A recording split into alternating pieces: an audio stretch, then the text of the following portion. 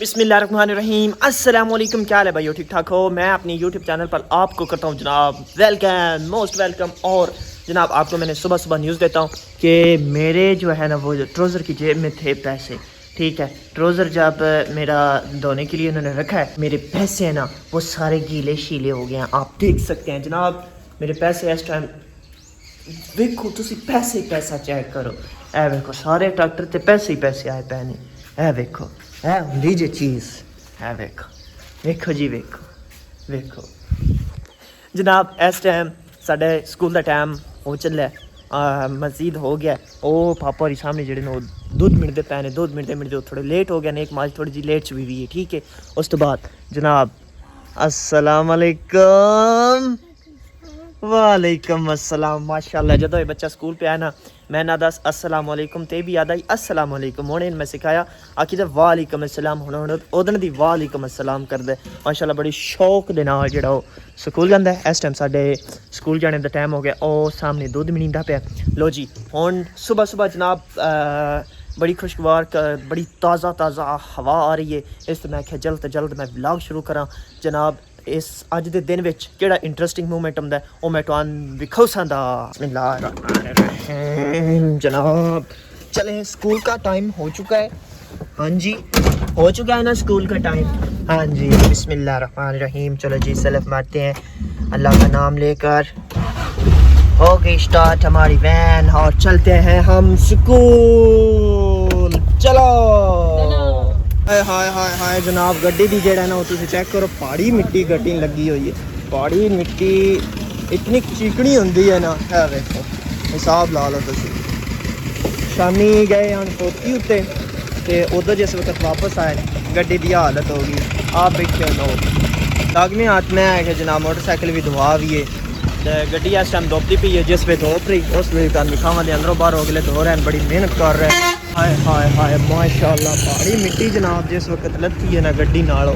हुण तुसी ओदा सीन चेक करो कितनी खूबसूरत पे लगती है। देखो तुसी, क्या बात है, क्या बात है, माशाल्लाह माशाल्लाह। चंगी रीझां नाल धुआई ना ही, गंदी भी बड़ी डाढ़ी होई पई है ते हुण साफ भी उतनी ही होई पई जितनी गंदी है। Very nice very nice.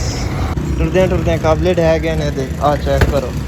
उस तो बाद और थले माडी गाड़ी थले लगा पे दुकान उत्ते लै आंदा है ते एक किस्म दे कसूदे। इस टाइम तुहानू मैं एक बैड न्यूज़ देन चला जेड़ा मैनू इन्हां सारे मुर्गां चो खूबसूरत मुर्गा लगदा है ना, प्यारा मुर्गा लगदा है। वो वीडियो विच भी बड़ा खूबसूरत आंदा है ते उंज भी मैनू बड़ा खूबसूरत लगदा है। वो हुण बीमार हो गया इस टाइम।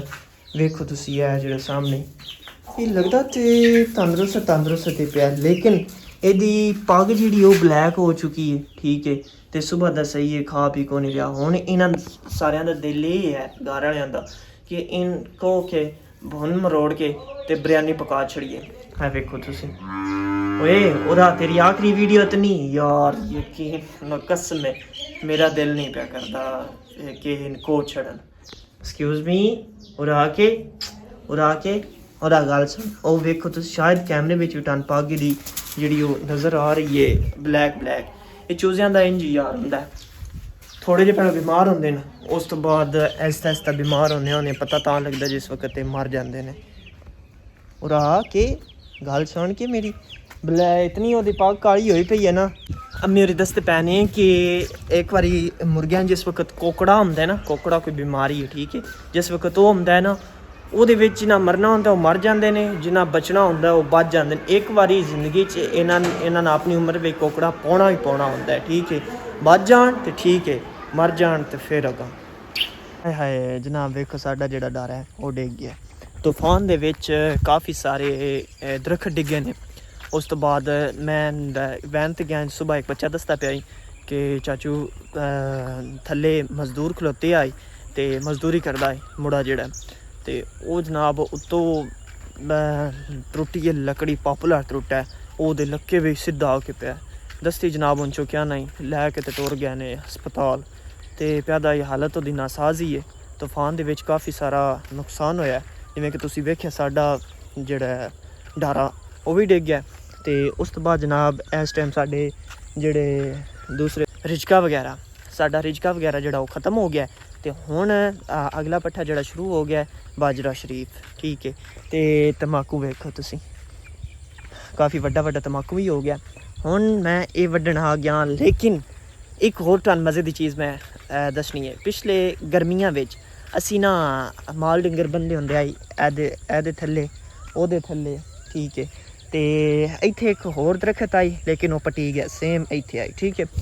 ਅਸੀਂ ਇਹਦੇ ਥੱਲੇ ਨਾ ਮਾਲ ਬੰਦੇ ਹੁੰਦੇ ਆਏ ਤੇ ਮਾਲ ਗੋਬਰ ਕਰਦਾ ਆਈ, ਔਰ ਗੋਬਰ ਜਿਸ ਵਕਤ ਕਰਦਾ ਆਈ ਨਾ ਵੇਖੋ, ਉਸ ਗੋਬਰ ਦੀ ਵਜ੍ਹਾ ਤੋਂ ਨਾਲ ਇੱਥੋਂ ਜਿਹੜੇ ਨਾ ਉਹ ਵੱਡੇ ਪੱਠੇ ਨੇ।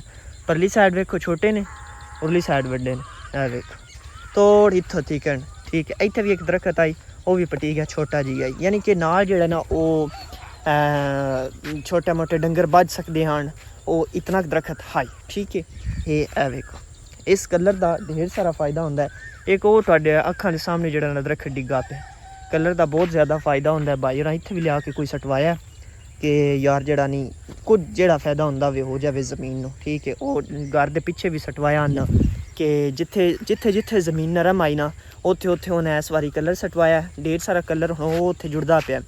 ਜਿਸ ਵਕਤ ਜ਼ਿਆਦਾ ਜੁੜ ਰਿਹਾ ਸੀ ਦਾ, ਉਸ ਵਕਤ ਜਿੱਥੇ ਜ਼ਮੀਨ ਨਰਮ ਹੋਈ, ਜਿੱਥੇ ਯਾਨੀ ਕਿ ਹੁਣ ਆਪ ਇਹ ਟੋਟੀ ਪੱਠਿਆਂ ਦੇ ਹੱਕ ਵਿੱਚ ਕਾਫੀ ਸਾਰੇ ਜਿਹੜੇ ਨਾ ਉਹ ਨਰਮ ਹੈ, ਠੀਕ ਹੈ, ਨਹੀਂ ਸਹੀ ਪੱਠੇ ਹੁੰਦੇ। ਤੇ ਇਸ ਤੋਂ ਪਹਿਲਾਂ ਵੀ ਇਹ ਪੱਠੇ ਆਉਣ ਲੂਸਣ ਆਈ, ਉਹ ਸਹੀ ਕੋਨ ਆਈ ਜਨਾਬ, ਇਹਨਾਂ ਮਾਲ ਵਿੱਚ ਛੱਡ ਦਿੱਤਾ।